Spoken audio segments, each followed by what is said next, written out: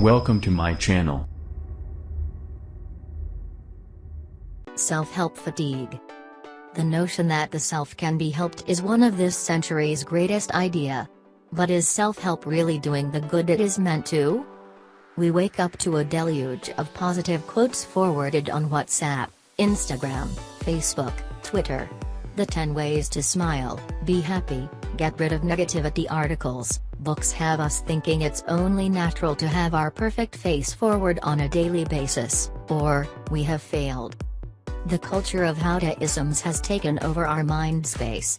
Life coach and author Sarah Alexander believes the self-help industry has not delivered its promises. She says, although the movement has become a booming industry, the overall value of self-help remains worryingly unproven. Unrealistic lessons like, attract the life you want, don't stop believing in miracles etc. are leaving people breathless for more miracles on a daily basis in their lives. In short, self-help fatigue has set in. Sven Brinkmann, professor of psychology at the Aalborg University, Denmark, believes we need to lower our expectations to be happy.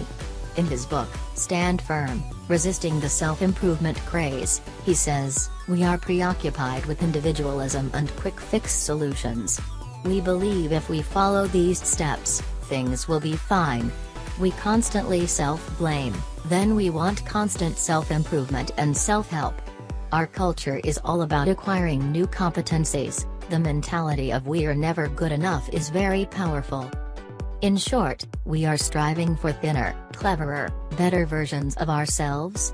And by doing this, we set ourselves up to failure.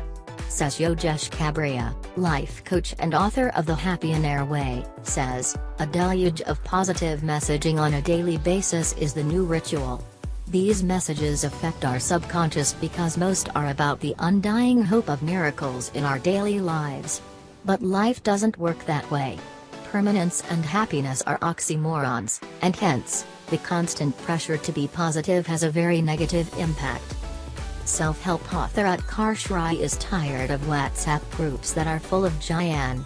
People tend to confuse happiness with entertainment. We need to get a realistic hold of life instead of these popcorn images we have in our head, mostly screaming of entitlement, the right to have a rocking life on a daily basis. In the 80s, when talk show host Oprah Winfrey created a self-help landscape, people were elated. The idea sold out like hotcakes. But these days, there's too much information flowing in. There's unsolicited advice from apps, which bug us all, says Amandeep Kaur, a life coach and Winfrey student. The digital revolution has given us most things in excess. We are realizing now that too much of a good thing can demotivate us. Kaur adds, growth is not an easy, happy process. It gets painful before we begin to feel content.